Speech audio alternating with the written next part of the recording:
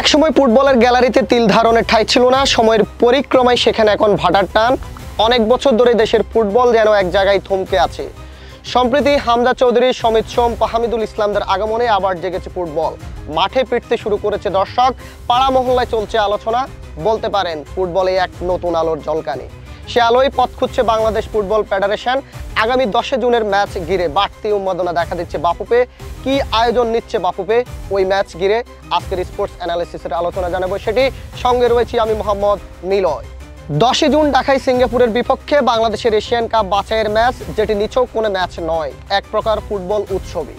উৎসবের আগে যেমন উন্মাদনা, জল্পনা কল্পনা, হরেক রকমের প্রস্তুতি এবং নানান আয়োজন থাকে, 10 জুনের ম্যাচ ঘিরেও তেমন কিছু করছে বাফুফে। বাংলাদেশ ফুটবল এখন যে পরিবর্তনের পথে এগোচ্ছে তার প্রমাণ মেলে মাঠের অভিজ্ঞতা ও বাইরের প্রস্তুতিতে। মাঠের খেলোয়াড়রা যেন নতুন প্রজন্মের আদর্শ। বিদেশ থেকে ফিরে এসেছেন তরুণরা, যারা আধুনিক ফুটবল ও কৌশল এবং গতি এনেছেন দলে। আর মাঠের বাইরেও বাফুফের এমন আয়োজন করছে যা দেশের ফুটবলে আগে দেখা যায়নি।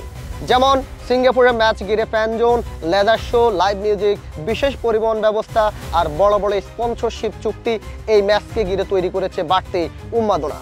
ভারতের বিপক্ষে মিডফিল্ডার হামজা চৌধুরীর অভিষেক বাংলাদেশ ফুটবল ইতিহাসের শ্রেষ্ঠ আনন্দঘন মুহূর্ত ছিল এবং ইংল্যান্ডের শেফিল্ড ইউনাইটেডের এই খেলোয়াড়ের অনবদ্য গতি ও কৌশল বাংলাদেশের মাঝ মাঠে এখন নতুন শক্তি যোগ করেছে। এছাড়াও কানাডার যুবদল থেকে সমিত সোম এবং ইতালি থেকে ফাহামিদুল ইসলামের দলে যুক্ত হওয়া নতুন মাত্রা যোগ করেছে বাংলাদেশে। বাংলাদেশ দলের আক্রমণ এবং মাঝমাঠ এখন বেশ সংগঠিত। হামজা চৌধুরী, রাকিব হোসেন, মোহাম্মদ ইব্রাহিম, সমিত সোম এবং ফাহামিদুল ইসলাম মিলিয়ে দলে গতি ও আত্মবিশ্বাস এনেছেন। গোলরক্ষক আনিসুর রহমান জিকুর উপর দাঁড়িয়ে পুরো দেশ, তবে ডিফেন্স লাইনে অভিজ্ঞতার ঘাটতি দৃশ্যমান। সেদিকে খেয়াল রাখতে হবে তারিক গাজী এবং তপু বর্মনদের। অন্যদিকে সিঙ্গাপুরের দলে রয়েছেন অভিজ্ঞ স্ট্রাইকার ইকসান পান্দি এবং মিডফিল্ডার ক্যাপ্টেন হ্যারিস হারুন। যদিও এই দুই খেলোয়াড় দলের অভিজ্ঞতা ও কৌশলগত দিক থেকে এগিয়ে, তবে সাম্প্রতিক সময়ে সিঙ্গাপুরের পারফরমেন্স খুব একটা ভালো যাচ্ছে না। রক্ষণভাগে গোল খরায় ভুগতে হচ্ছে দলটিকে। হারিস হারুনকে আটকে রাখাই হবে বাংলাদেশের সবচেয়ে বড় সফলতা। 1973 সালে 2 আগস্ট প্রথমবার মুখোমুখি হয় দুই দল। সে ম্যাচে 1-1 গোলে ড্র করে বাংলাদেশ। পরবর্তীতে 2015 সালের দ্বিতীয় ম্যাচে সিঙ্গাপুরের কাছে 2-1 গোলে পরাজয় বরণ করতে হয় লাল সবুজ প্রতিনিধিদের।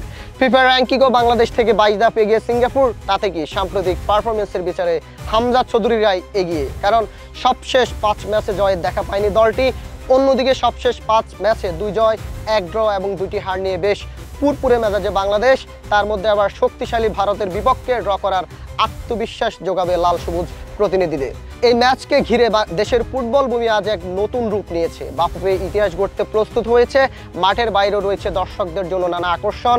ফ্যান জোনে থাকবে লাইভ মিউজিক, লেজার শো, সাংস্কৃতিক অনুষ্ঠান এবং পরিবহনের বিশেষ ব্যবস্থা। একসময় দেশের ফুটবলে কিট স্পন্সর ছিল অ্যাডিডাস, লোটো, নকিয়া, গ্রামীণ ফোন, টিভিএস এর মতো জনপ্রিয় প্রতিষ্ঠান। ফুটবলের জনপ্রিয়তার গ্রাফ নিম্নমুখী হওয়ায় এসব প্রতিষ্ঠান মুখ ফিরিয়ে নেয়। এখন যখন হামজাদের ঘিরে ফুটবলে নতুন সম্ভাবনার দুয়ার খুলছে, তখনই আবার বড় বড় প্রতিষ্ঠান ফুটবলের পাশে আসার চেষ্টা করছে। দর্শক মণ্ডলী, এই ছিল আজকের স্পোর্টস অ্যানালিসিসের পরবর্তী পর্বটি দেখার আমন্ত্রণ জানিয়ে বিদায় নিচ্ছে আজকে। সবাই ভালো থাকবেন, সুস্থ থাকবেন, সবাইকে ধন্যবাদ।